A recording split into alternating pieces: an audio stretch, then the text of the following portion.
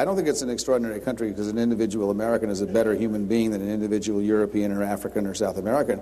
It's an extraordinary and exceptional country because we have an extraordinary founding documents which set a high bar of idealism which is different than every other place in the world. That's true. That's why people are aspirational about this country. So the Guantanamo represented a symbol that there were going to be exceptions to that extraordinary human rights document that's the Constitution of the United States. But here's what happens, and I know a little bit about this just because of being governor. You campaign on these things, and I agreed with the president. We should close Guantanamo. And then when you get to be the president, that's what's changed. What's changed is the president is now President Obama, not candidate Obama. This would have happened to anybody who runs for president. Suddenly you get in the presidency and the director of the CIA or somebody like that and comes and says this, something like this. Well, we've got these 150 people in Guantanamo. We can probably let 30 of them go. But the other ones, if we try them in the United States, we have to have an open courtroom to discuss all this stuff, which means that we have to basically out our entire Afghan or Pakistani intelligence operation, all the informers. They're risking their lives and they're risking the security of the United States, and it could be more easily another attack. Now what do? Now you've got the constitutional principles, which are incredibly important, but you've also got the safety of the country which you're charged to defend. That's what has happened. I'm willing to cut the president a lot of slack on Afghanistan, which I never had a problem with in the first place because they harbored people who killed 3,000 Americans, and on the civil rights stuff, even though I think Guantanamo is a terrible symbol for the rest of the world. If it's a matter of national security, we're going to have to do it. It's a bad idea. I wish it had never been started. I don't think we ever should have had it, but we did. And now that we've inherited it, it's going to be incredibly hard to close it. The other thing is I continue to believe we never should have gone into Iraq, and I'm delighted that we only have 50,000 troops. The president's keeping his word, actually keeping an agreement that the Bush administration signed. So I don't have a lot of problems with the president's foreign policy. There are those who do. I respect them because I think standing up for constitutional principles, as this very conservative Supreme Court did, is very, very important. But when you're sitting in the chair, it's much harder to make those decisions balancing security and constitutional principle than it is when you're complaining from a principled point of view from the outside, and it's not you that's responsible for the loss of life that might happen. Remember, 10% of all the people who got out of Guantanamo are now back fighting with the terrorists. So you have to think about those kinds of things when you make these kinds of decisions. It doesn't make Guantanamo right, but it might make it the lesser of a couple of really bad evils.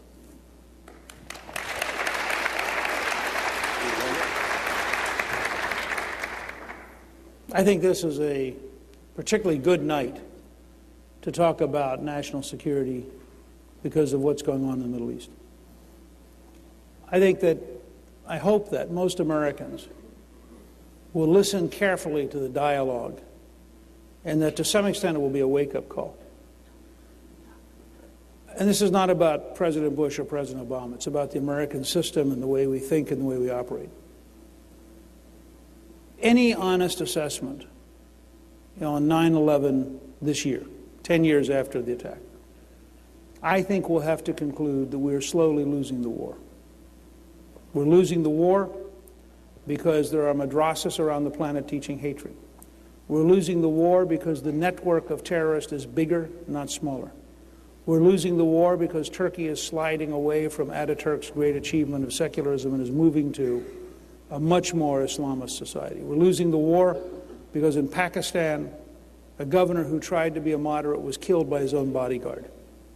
We're losing the war because there's a real possibility that in a few weeks, if we're unfortunate, Egypt will join Iran and join Lebanon and join Gaza and join the things that are happening that are extraordinarily dangerous to us. And I think you've really got to understand how really serious this is in the long run. The Attorney General said recently that 126 Americans have been indicted in the last 2 years for terrorism, for plotting terrorism. 126. And yet, he can't bring himself to even talk about the cause of it. Cliff and I did a movie called America at Risk, The War with No Name, and there's a 90-second segment where Congressman Lamar Smith asked the Attorney General, do you think radical Islam might have something to do with this? And he says, well, gee, I don't know. I don't understand the question. He said, well, these various people who are trying to kill us, think they might have some connection through radicalism. So I hate to use terms like that. So a car bomb fails to go off in New York City in Times Square, smokes. Our entire national security apparatus comes down to a street vendor, who notices the car is smoking. That's our early warning signal. He goes to a cop. The cop notices it. The bomb squad arrives. Mayor Bloomberg's first comment on television was, well, maybe it was somebody, let's not rush to judgment. Maybe it's somebody who's opposed to Obamacare. I didn't make this up. Now, to the best of my knowledge, in the hundreds of terrorist incidents in the last 10 years, none were by people who were opposed to Obamacare. It turns out, of course, as all of you now know, the car bomber was a Pakistani who lied to get American citizenship. When asked by the judge, this will tell you how bad off our elites are, the judge says to him in open court, but you swore an oath of allegiance to the United States. And he said to the judge, you are my enemy, I am at war with you, and I lied. That seemed to be such a strange concept. Your generation is going to face a long struggle, I believe at least as long as the Cold War. I think it is going to be extraordinarily dangerous. And I think if our opponents get either a biological or a nuclear weapon, we are in real trouble. And we are not today having the national dialogue we should be having about how dangerous this is and how bad it could get. I want to respond to that.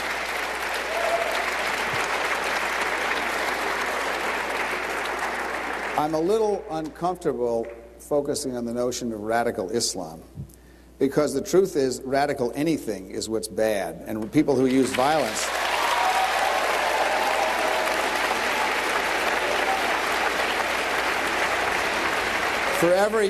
if we arrested 126 people who were threatening terrorism or whatever, let's just suppose we missed 3 times as many of them.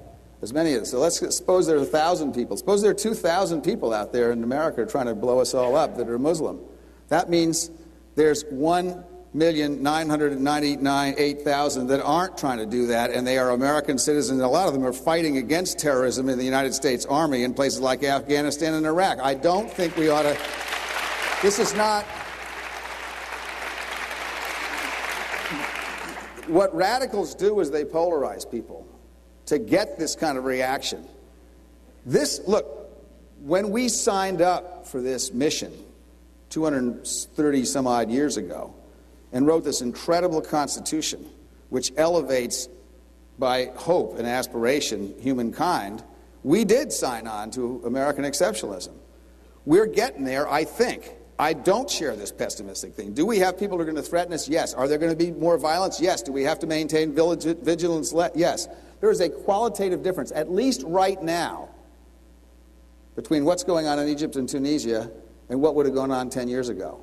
These are people your age. They are I wouldn't call them secular. They're probably fairly devout Muslims. They are not radicals. Now, our biggest worry, I was talking to Michael Oren, who's the Israeli ambassador yesterday, our biggest worry is we're going to have El-Baradei, and he's going to turn out to be Kerensky. And then next come the Bolsheviks, and we get into this authoritarian. It doesn't have to be that way.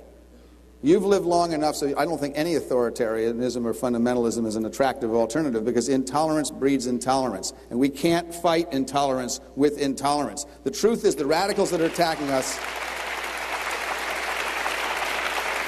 The radicals that are attacking us are, in fact, bigoted, misogynist, and intolerant. And if we respond that way, they've won. And I'm not going to give up what America believes in because different individuals happen to belong to a particular religion or a particular sect. People who attack other people are bad people. I don't care if they're Jewish, Christian, Muslim, or Hindu. They ought to have the wrath of the Attorney General and everybody else after them. But I don't like the term radical Islam because it singles out a whole bunch of people who I don't think are radical. Can I comment? Quickly. No, I'm not going to comment quickly. Have a few minutes. Go ahead. Let me just say a couple things. First of all, I think this is an important dialogue. I'd be happy to find an accurate term, but, there have been, to the best of my knowledge, no radical Norwegians. I mean, there have been no, radical 80-year-old nuns from Des Moines. There have been no, go down the list. What is it? I said nothing about most Muslims. And I think that it is a real smear to suggest that describing accurately the belief system for example, of the Muslim Brotherhood, the belief system of Al-Qaeda, the belief system of Ahmadinejad, describing accurately what binds them together and having the guts to tell the truth about it, doesn't deserve to be smeared in a national debate. The fact is, we're not worried about Kerensky being replaced by Lenin. We are worried about Baradi being replaced by the Muslim Brotherhood, and yet the Muslim Brotherhood was invited to the president's speech at Cairo as though it was an acceptable, normative group, even though its core doctrine is to impose Sharia, to wage jihad, to destroy Israel, and to defeat the United States.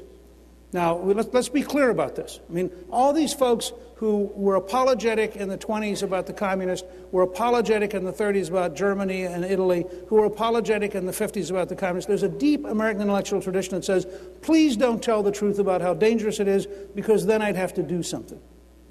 Well, you're going to find out in the next few years, there are no Lutheran Norwegian schools teaching hatred. Madrasas are the center of teaching hatred on the planet today, and we ought to be telling the Saudis that we will take extraordinary steps if they don't cut off the funding for places that teach hatred. And by hatred, I mean 3 Jews plus 3 Jews equals 6 people to kill. That's a math question in a textbook. Now, at some point, we ought to have the courage to tell the truth about this stuff. We ought to lay it on the line. And I'm happy to have an alternative phrase.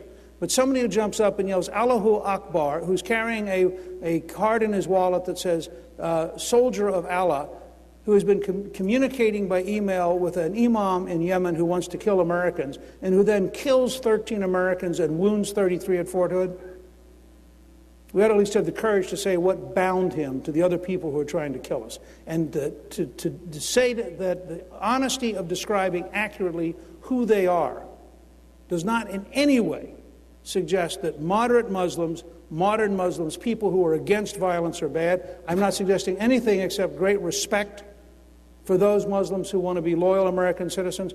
But I am saying we ought to talk honestly about where the problems are and honestly about how hard it's going to be to win this.